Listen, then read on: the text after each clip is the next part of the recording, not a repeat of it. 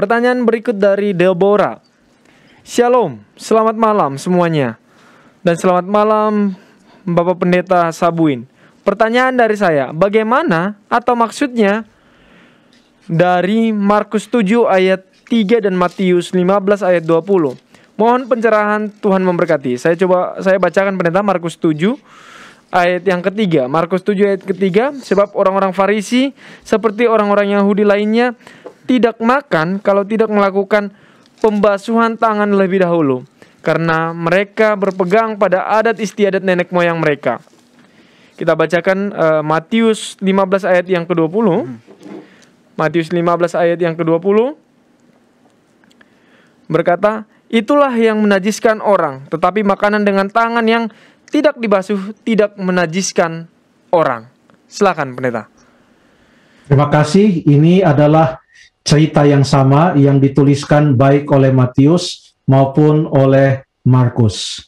Kalau dibaca dengan teliti, maka dari awal sudah disampaikan bahwa ini adalah percakapan antara Yesus dan orang-orang Yahudi, ahli-ahli Taurat.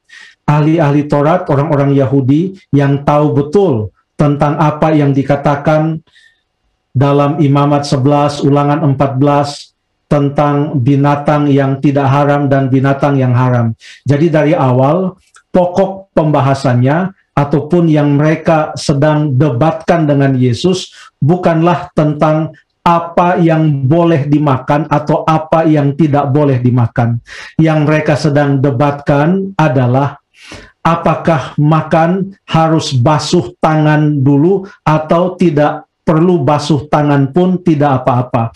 Karena waktu itu murid-murid Yesus makan dengan tidak membasuh tangan mereka.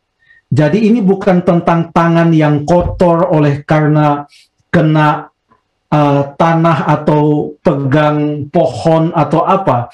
Tetapi bagaimanapun juga sekalipun tangan itu sudah bersih, tapi kalau sebelum makan tidak basuh tangan, maka dianggap tangan itu najis. Jadi ini menunjukkan pembasuhan tangan dalam konteks suatu ritual adat istiadat orang Yahudi yang walaupun tidak diajarkan oleh Tuhan sebagai syarat supaya tangan itu tahir. Karena di dalam Alkitab tahirnya tangan itu Tuhan selalu mengatakan dalam makna rohani, artinya tangan yang bersih, yang melakukan kebenaran. Tapi bagi orang-orang Yahudi, tangan yang tahir itu artinya sebelum makan harus dibasuh dulu. Entah dibasuhnya itu bersih atau tidak secara higienik, tapi yang penting sudah mengikuti pembasuhan tersebut, maka dianggap tidak najis.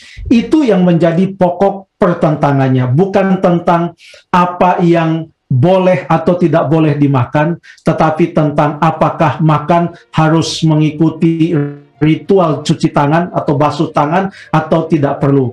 Tuhan Yesus kemudian menegur orang-orang Yahudi itu oleh karena mereka mempertahankan adat istiadat manusia, tetapi mereka mengesampingkan perintah-perintah Allah. Suatu teguran yang sangat langsung dan sangat jelas yang Tuhan Yesus berikan kepada mereka. Terdapat dalam Markus pasal yang ke-7, di dalam ayat yang ke-7. Percuma mereka beribadah kepadaku, sedangkan ajaran yang mereka ajarkan ialah perintah manusia. Lalu di akhir dari episode cerita ini, baik yang dicatat di dalam Markus 7 atau di dalam Matius pasal yang ke-15, Yesus menekankan tidak apa-apa untuk makan sekalipun tangan itu belum mengikuti ritual pembasuhan tangan.